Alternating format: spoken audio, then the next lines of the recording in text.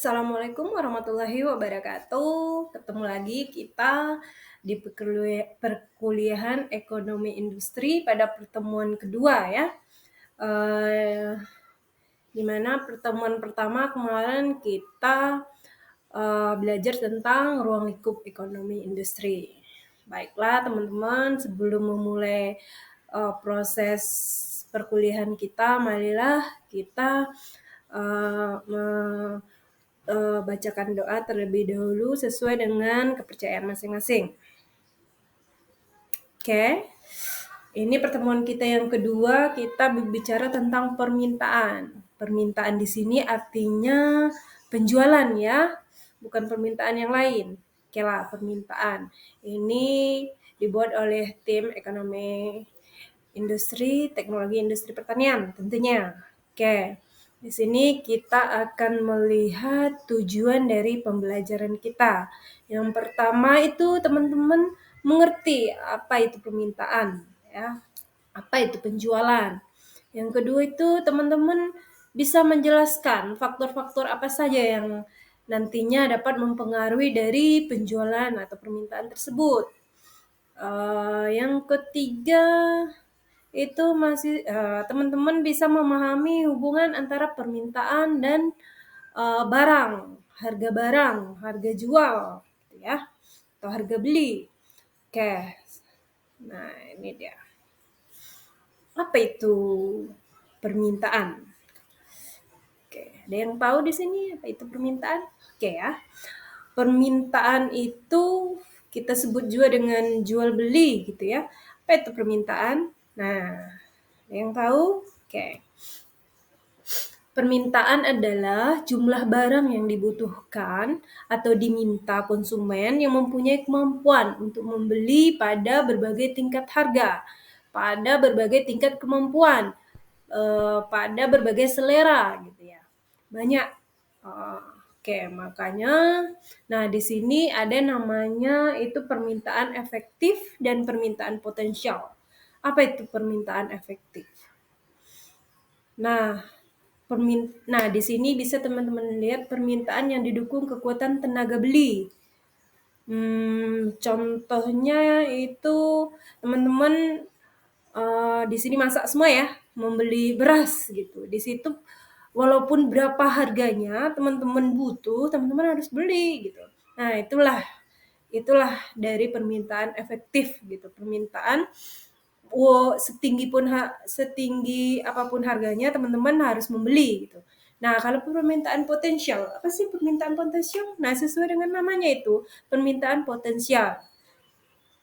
Nah, permintaan potensial itu permintaan yang telah didukung dengan daya beli gitu ya.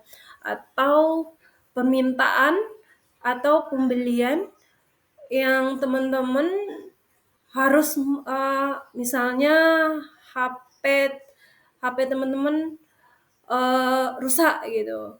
Mau tak mau teman-teman harus membeli, itulah permintaan potensial. Atau teman-teman ada nih mampu untuk membeli iPhone, tapi teman-teman tidak membutuhkan, nah tidak dibeli. Nah, itulah dia permintaan potensial. Permintaan potensial itu keseluruhan potensial pasar yang dapat menjadi calon konsumen bagi sebagai produk. Nah, sederhananya seperti yang saya sampaikan tadi. Oke, paham ya? Tadi itu permintaan atau sederhananya jual beli gitu ya.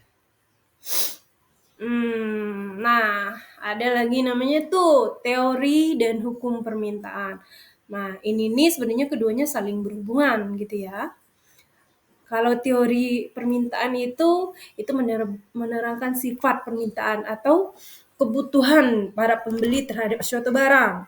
Contohnya, dia itu menerangkan ciri hubungan antara jumlah permintaan dan harga. Nah, nantinya ini kita bisa lihat di kurva permintaan gitu ya. Nanti kita akan belajar tentang kurva permintaan tersebut. Lanjutnya teori permintaan itulah tadi ya. Lanjutnya hukum permintaan. Apalagi ini hukum permintaan? Bukan hukum pidana perdata ya, tapi hukum permintaan.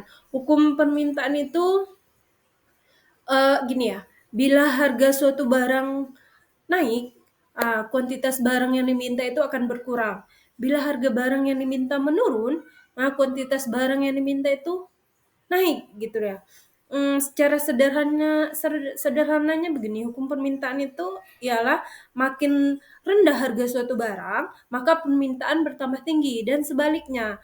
Nah, jika tinggi harga suatu barang, permintaannya akan menurun. Nah, itulah sederhana dari hukum permintaan gitu ya. Oke.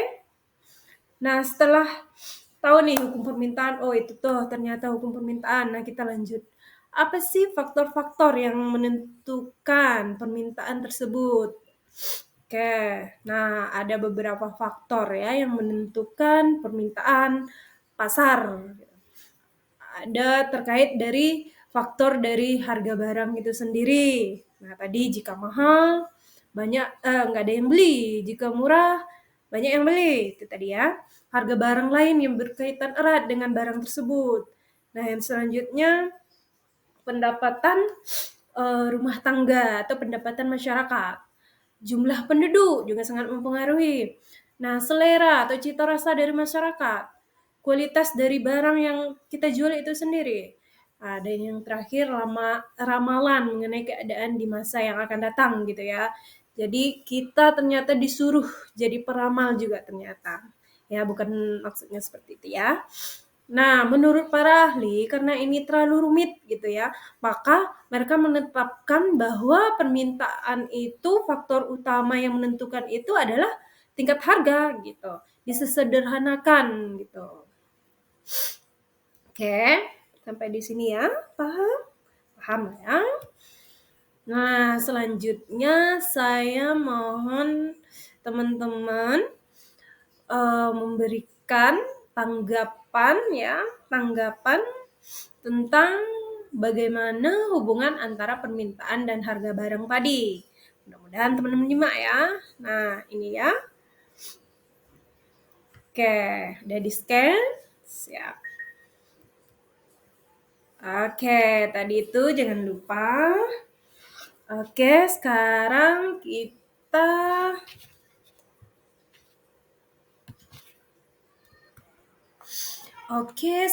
kita masuk hubungan jumlah permintaan dan harga barang. Tadi sudah kita singgung sedikit ya. Jika harganya mahal, yang mau beli itu sedikit. Nah, ini kita lihat di contoh kurva ini. Contoh kasusnya ini penjualan es krim ya. Es krim. Nah, di sini harganya dalam dolar ya. Oke. Di sini kita lihat harganya 0,5 dolar begitu. 0,5 dolar yang membeli 10 orang. Nah, kita lihat lagi, makin murah, makin mahal gitu. Harganya 3 dolar. Wah, nggak ada yang beli gitu ya. Nah, harga ternyata sangat menentukan. Betul tadi kata para ahli, harga itu sangat menentukan jumlah dari permintaan barang. Gitu. Ini dibuktikan dengan tabel ini ya, dapat kita lihat. Nah, oke, tadi itu kurva permintaan dari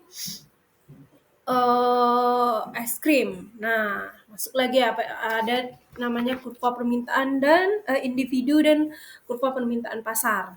Nah, di sini ada yang tahu gitu ya, kurva permintaan individu dan kurva permintaan pasar. Nah, gini aja sederhananya ya untuk membedakan kurva permintaan individu itu adalah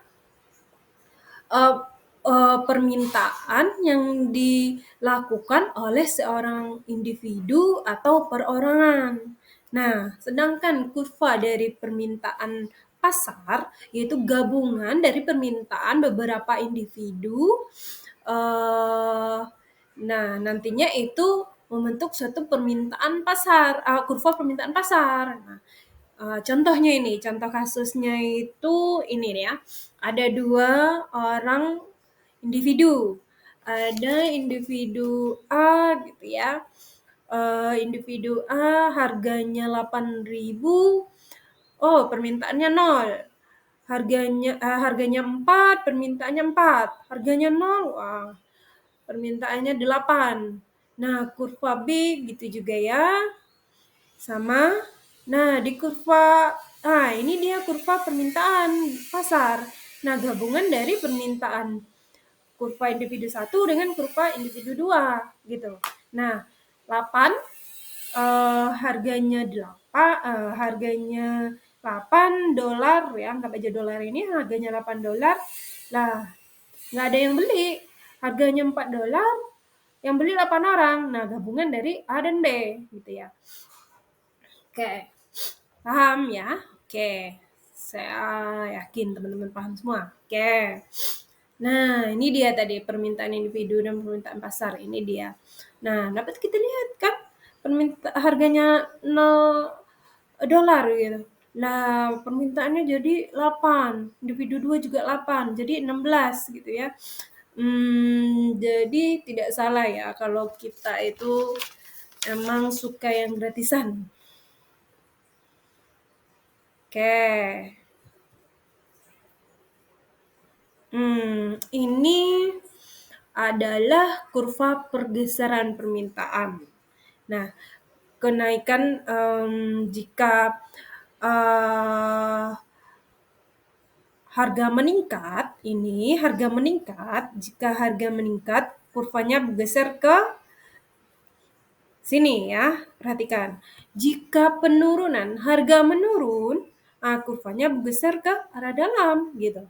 Nah, saya minta teman-teman narasikan ini ya, kurva permintaan kenaikan dan penurunan harga ini. Tolong narasikan mungkin dalam satu paragraf gitu. Nanti minggu depan bisa dibawa pas pertemuan berikutnya. Oke. Oke, sebelum sampai di sini kita lanjut ke sini dulu ya. Ada itu namanya tugas permintaan lagi.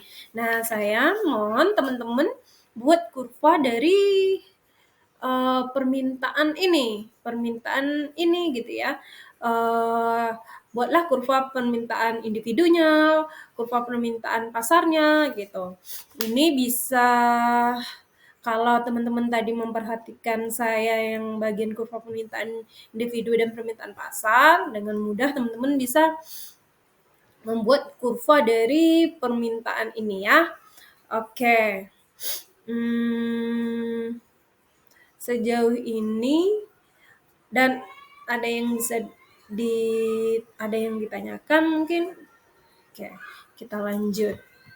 Nah, untuk minggu depan kita belajar tentang elastisitas permintaan dan kita belajar penawaran. Ini kan kita udah belajar tentang permintaan, selanjutnya penawaran. Apa sih itu gitu. Nah, nanti ujung-ujungnya itu membentuk suatu kurva lagi namanya keseimbangan pasar.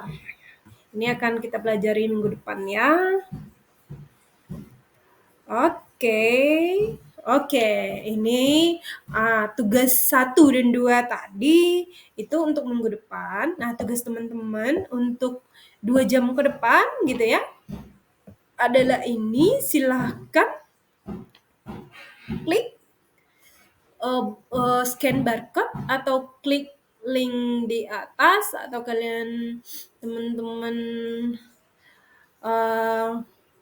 kalau tidak ada flip bisa diunduh dulu gitu ya, diinstal dulu. Nah, buatlah video berdurasi 2 menit tentang topik kita hari ini. Ditunggu paling lambat 2 jam ke depan. Oke. Nah, dengan demikian berakhirlah perkuliahan kita pada hari ini. Kalau ada salah saya mohon maaf. Kalau ada yang kurang jelas bisa menghubungi saya selalu stay di jurusan. Nah, untuk mengakhiri perkuliahan ini, marilah kita berdoa, mengucap alhamdulillah kepada Tuhan. Oke, berdoa mulai. Oke, saya semoga perkuliahan kita ini bermanfaat. Oke, saya akhiri perkuliahan kita kali ini. Sampai jumpa di minggu depan. Oke, assalamualaikum warahmatullahi wabarakatuh. Jangan lupa tugasnya ya.